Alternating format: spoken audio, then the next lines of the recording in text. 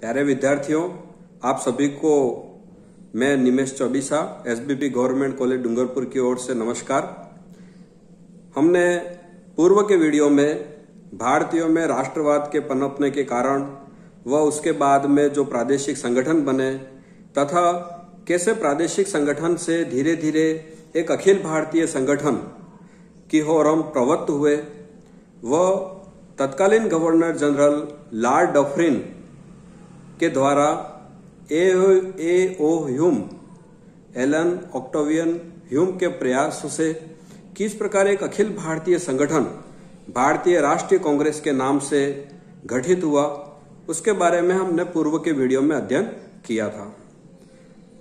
भारतीय राष्ट्रीय कांग्रेस के स्थापना वर्ष से भारत की स्वतंत्रता अर्थात 1885 ईस्वी से लेकर के 1947 तक का जो भारतीय राष्ट्रीय कांग्रेस के नेतृत्व में जो राष्ट्रीय आंदोलन हुआ, उस पूरे इतिहास को हम अध्ययन की दृष्टि से 3 भागों में विभाजित करके अध्ययन करेंगे, जिसमें पहला जो है वो उदारवादी युग है, जो कि 1885 से 1905 ईस्वी तक था। दूसरा जो युग था वो 1905 ईस्वी से 1919 का उग्रवादी काल था और तीसरा जो युग था वह था 1919 से 1947 ईस्वी, जिसको हम गांधी युग कहते हैं।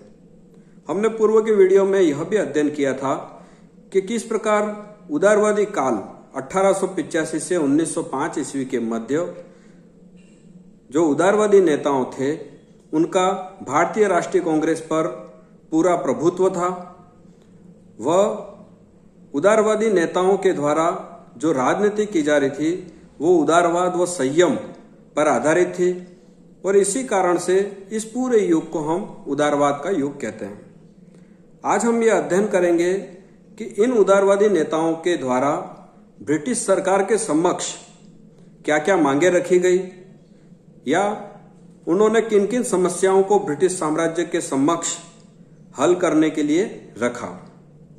तो हम देखते हैं कि जो उदारवादी नेता थे उनका सबसे प्रमुख उद्देश्य यही था कि सबसे पहले पूरे भारतीयों में एक राजनीतिक चेतना जागृत हो, वे इस बात के लिए तैयार हों कि भारत को स्वतंत्रता की ओर आगे कैसे बढ़ाएं।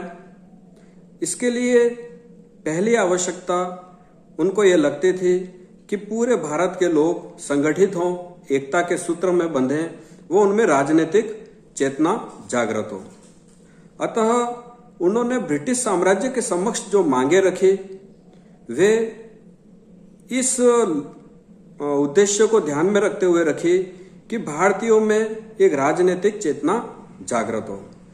अतः कुछ ऐसी प्रमुख मांगे थी जो उन्होंने ब्रिटिश साम्राज्य के समक्ष रखी थी।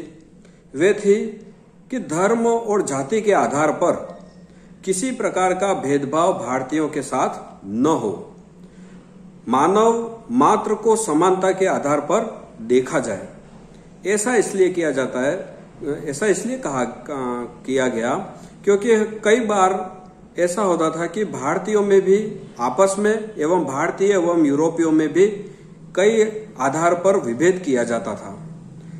अतः भारतीय उदारवादी नेताओं ने ब्रिटिश साम्राज्य के समक्ष कानून के सामने सभी की समानता की मांग रखी, मानव में समानता की मांग रखी, क्योंकि एक पूर्व में कैसा उदाहरण हुआ था जो हमने अध्ययन भी किया था, इल्बर्ट बिल विवाद, जिसमें सिर्फ इस आधार पर विभेद किया जाता था कि यह भारतीय है और ये लोग यूरोपीय हैं। सिर्फ यूरोपीय और भारतीयों के आधार पर न्याय प्रक्रिया में जो विभेद था, जिसका काफी विरोध भी हुआ था। तो इस तरह की समस्या आगामी समय में पुनः नहीं है। अतः उदारवादी नेताओं ने ब्रिटिश साम्राज्य के समक्ष यह मांग रखी थी कि कानून की दृष्टि में सभी को समान समाज समझा जाए। इसी के साथ उदारवादी नेताओं ने यह भी मांग की थी कि भारतीयों को कुछ स्वतंत्रताएं प्रदान की जाए, कुछ ऐसे कार्य हो जिनमें वे अपनी मर्जी के अनुसार कर सकें, तथा साथ ही उदारवादियों ने प्रतिनिधि संस्थाओं के विकास की मांग करी। मतलब ऐसी संस्थाएं जिसमें लोग चुन करके आए और भारतीयों की समस्याओं के बारे में वो विचार विमर्श कर सकें, ऐसी प्रतिनिधि संस्थाएं जो हैं उनका विकास हो। ब्रिटिश साम्राज्य के समक्ष उन्होंने यह भी मांग रखी कि विधान परिषदों का विस्तार हो तथा चुने हुए भारतीयों का अधिक से अधिक प्रतिनिधित्व इन विधान परिषदों में हो तथा वायसराय और उनकी जो कार्यकारी परिषद है उसमें भारतीयों को अधिक से अधिक प्रतिनिधित्व मिले। हमें एक बात और ये ध्यान रखनी चाहिए कि उदारवाद काल के अंदर जो उदारवादी नेता थे उन्होंने भारत की स्वतंत्रता की मांग ब्रिटिश साम्राज्य के समक्ष नहीं रखी, क्योंकि उनके मन में कहीं न कहीं ये भावना थी कि ब्रिटिश साम्राज्य का भारत में बने रहना भारतीयों के लिए हित करे। अतः उन्होंने कभी भी भारतीयों के लिए स्वतंत्रता की मांग न करके केवल कुछ रियायतें मांगी थी। एक और प्रमुख मांग जो ब्रिटिश साम्राज्य के समक्ष रखी गई थी वह थी जानपद सेवा, जो सिविल सर्विसेज थी उसमें भारतीयों की अधिक से अधिक भर्ती हो और इसके लिए भारत में और ब्रिटेन के अंदर दोनों में साथ साथ परीक्षाएं हो।